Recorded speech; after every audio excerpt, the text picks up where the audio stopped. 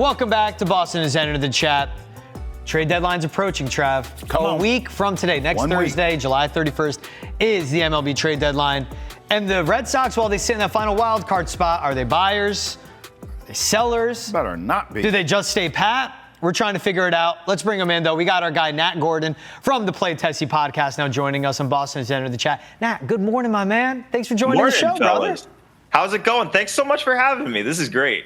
We're excited to get into it. Hey, at least we're coming off the high of that extra innings win last night by Carlos Narvaez, a young, up-and-coming star the Red Sox have. Yep. But we also got to address Jeff Passan put out an ESPN report, quote, Boston is an organization that deeply values operating efficiently, and a trade market like this is the epitome of inefficient.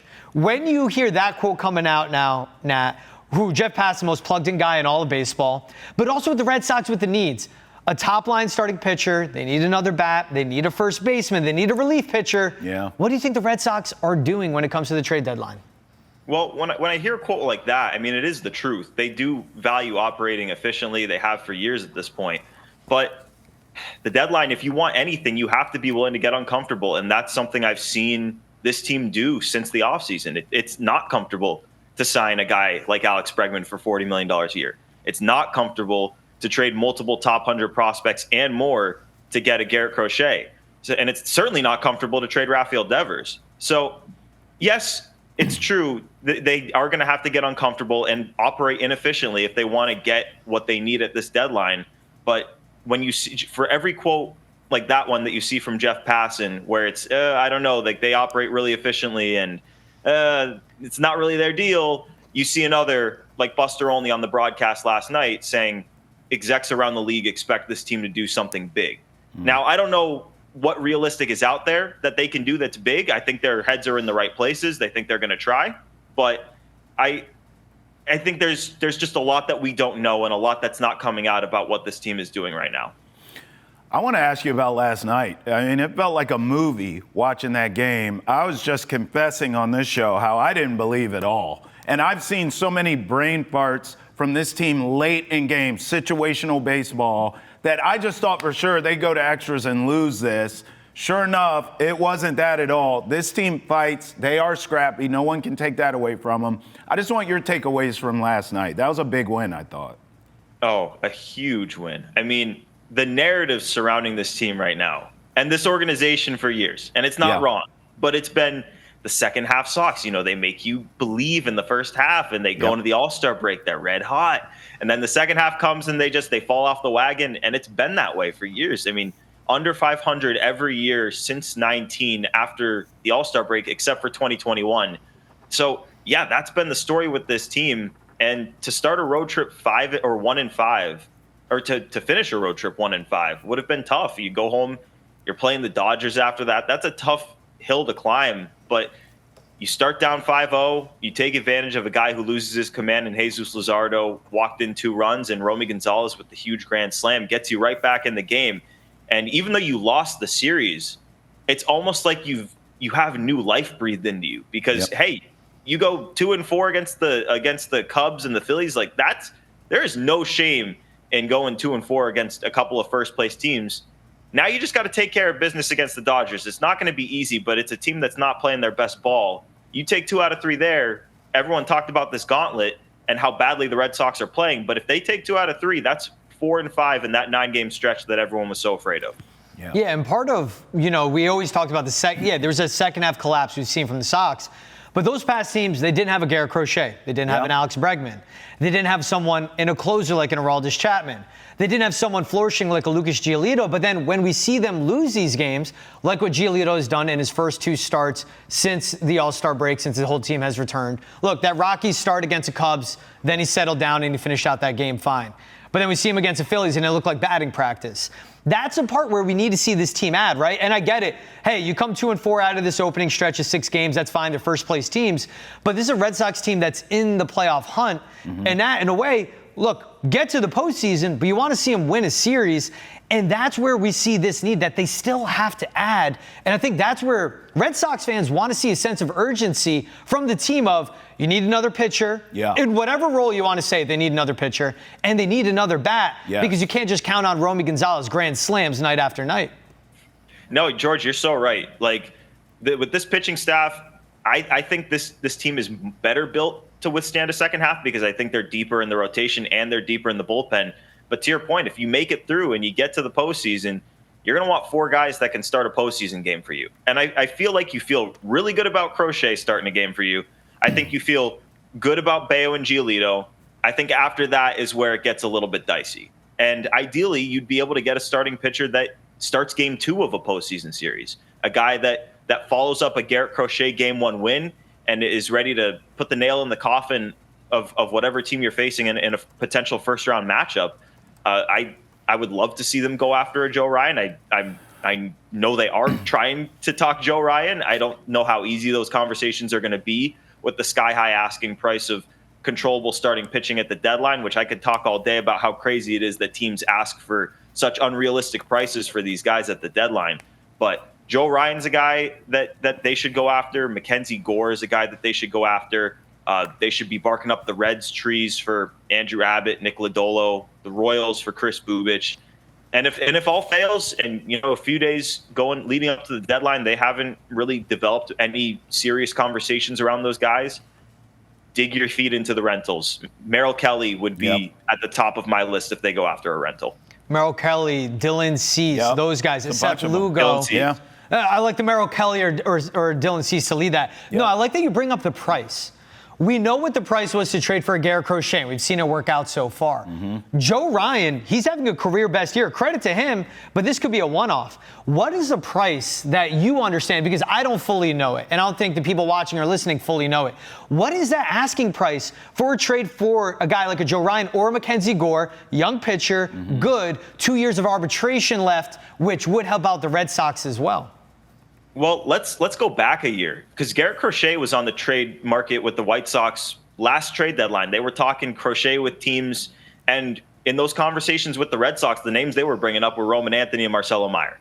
That was obviously going to be a non-starter. Those guys, they were not trading those guys, and they didn't trade those guys.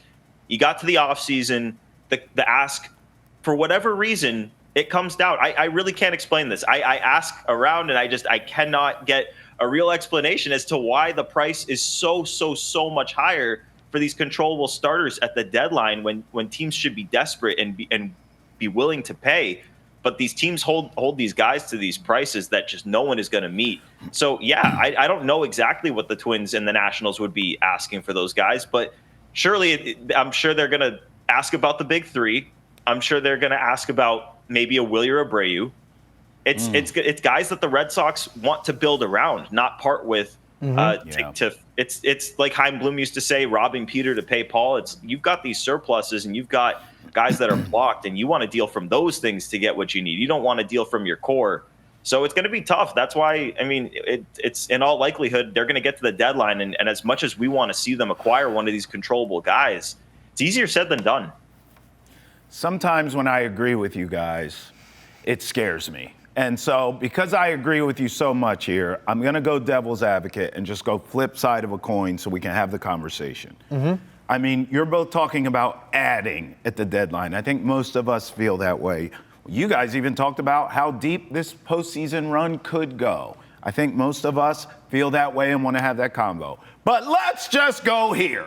If this team stands pat yet again at the deadline, this team currently constructed, will this team make the postseason is a question I ask you, my friend. I think this is a postseason team today as it stands right now. That's what I think. I think they've got a deep enough pitching staff, both in the rotation and the bullpen, to withstand it. I think moves. It's going to be borderline. I won't lie to you. Like this is where they are right now. They're tied for the second and third wild card spot, a game and a half ahead of multiple teams. So you're going to have to play good baseball. The biggest worry I would have with standing pat is the message it would send to the clubhouse, which we've seen in the past. Even with a trade in trading Christian Vasquez for Wilyer Abreu, which has worked wonders for the Red Sox, that team or that trade, it killed the clubhouse. Like Christian Vasquez is Christian Vasquez, but that trade killed them, and they just never truly recovered. And other seasons like in 2023, all they did was trade for Luis Urias, and that deadline killed the clubhouse too. So it's honestly more about that than needing the reinforcements, which they do need if they wanted any shot at making a real playoff run here. But I do think that this team is deep enough in every facet of the game to withstand a second half. Think they could use a high-end starting pitcher to elevate that staff, and I think they could use a middle-of-the-order bat that can play first base, add a little bit more pop to the middle of this lineup. I think people are underestimating how much of a need that is. Abraham Toro with a low 600s OPS in his last 30 games. You could use a first baseman and then maybe platoon Romy Gonzalez and Marcelo Meyer. That is if Meyer's healthy, which that was something that came out of last night's game too. Yeah, I know George is going to ask you about that. I want to follow up on if standing pat and sending a message to the clubhouse. I've actually suggested on this very show, maybe the Red Sox are a little bit ahead of schedule because we know the future looks bright, and we talked about this young core. Do you think maybe that's a message that could be sent if you stand pat? Hey, we're almost a year ahead of schedule here, guys. Everyone stay patient. We like where we're headed in the future. I know players don't want to hear that now, obviously. But if this is a borderline postseason team, right, and you don't make any moves and you send the message, we're playing for the future, still trying to make the postseason right now, but we feel good about where we're at, is that a message that could be digested, you think? Or would that start some sort of revolt here? I like to think it wouldn't start any sort of revolt. It's going to be a tough message to deliver. Clubhouses always want additions at the trade deadline, but it's going to be up to the leaders in that room, the Alex Bregmans, the Trevor Storys, the Garrett Crochets, the Aroldis Chapmans, those guys, to make sure that guys know that, hey, just because they didn't get us necessarily what we thought we deserved at the deadline doesn't mean that we can just mail this in. Like we're gonna fight to prove that, hey, you should have invested in us. And Travis, I got to tell you, I think they're going to try to be aggressive here. I don't think it's going to be an issue. I don't think that's going to be a scenario here. I do think they're going to add. And if the ads are underwhelming, my guess is that it's just because the trade deadline as a whole this year feels like it's going to be pretty underwhelming. Not because other teams added big and the Red Sox, took a back seat to it. I think they're going to try to be aggressive. Okay. Yeah, second part of that passing report, starting pitching behind Crochet stabilized to keep them in contention for a postseason without sacrificing prospect capital. It would take to land someone like a Joe Ryan. You bring up first base. I think Josh Naylor, Ryan O'Hearn. Yeah. We've seen the experiment, maybe a Taylor Ward with the Angels just to get that power right-hand bat, and you figure out between him and Roman Anthony left, but then you have that plethora of outfielders. You talk about just needing a bat in a lineup as well. Eugenio Suarez, because we are going to see the Yankees go all in for what it's worth. We're going to see the Blue Jays make a push at the deadline. The end of their season, they do have the Astros coming up twice. They do have the Royals after the Dodgers. They will see the Blue Jays, the Rays, and the Yankees, and the Tigers to end the season. Oh, my. Like, that could decide them getting in. So you talk about getting a first base bat. You talk about those acquisitions. Maybe that won't break the prospect bank. Who could you see them adding, Nat? Who could you see them adding? You mentioned two names right off the bat there in Josh Naylor and Ryan O'Hearn, and I think those are the two guys to focus in on for first base. There's some other options out there that are controllable, like Tyler Soderstrom's name was surfaced by the Globe's Alex Spear recently. But to me, I think the rental market is right where the Red Sox need to be here. Josh Naylor is my favorite option here because I want a guy who can play first base every single day, and we don't need to worry about a platoon. Amen. Romy Gonzalez can platoon at second base. People forget, like, this guy is super versatile, can play multiple positions, and trust me, he will be getting his everyday at bats against left-handed pitching. Josh Naylor is a guy who, tried and true veteran, has produced offensively every year for as long as I can remember, and we all remember that moment in the postseason against Garrett Cole. He rocked him like the baby. That's the guy. He said something different than baby. He said there was a nice four-letter word. You're my effing baby. It's a family show. Yeah. But that's what you want. Yeah. That's what you want. And that's not to say that Ryan O'Hearn wouldn't be a terrific fit, because he would be, and be a big bat right in the middle of this lineup. Both of them would be. But something about picturing Josh Naylor in a Red Sox uniform for the rest of this year. It's like when they got Kyle Schwarber in 2021, who they should have never let go. But I digress. When they got Kyle Schwarber, he came in and he changed the organization quick. That's something that a guy like Josh Naylor could do. Yes. Well said. Hey, we got a minute left, but I can't let you go without asking about Marcelo Meyer's injury. Are you concerned? There's an injury history here. What are you hearing? 1 minute left. Give us a quick rundown on this. Yeah, I am a little concerned. I mean, he had a brace on the wrist after the game, said he felt some pain, and it looked like he injured it on a swing, which, man, it makes me scared a little bit, just because you see these guys, they get those fractured hamate bones on these swings that it just looks like it's absolutely nothing. But if he fractured the hamate bone, that's a 6 to 8 week injury. Right. So not an easy return, come back very late in the year. You'd have to figure things out. That could change your trade deadline approach if it's a fractured hamate bone. Maybe they start barking up teams about second baseman, maybe Willie Castro from the Twins. I hope that's not the case, because I think Marcelo Meyer is a super important part of this team, both now and in the future. But yeah, a little bit concerned until told otherwise. Yeah, that is a complete wrench in what could be the trade deadline, wants, needs, acquisitions as well.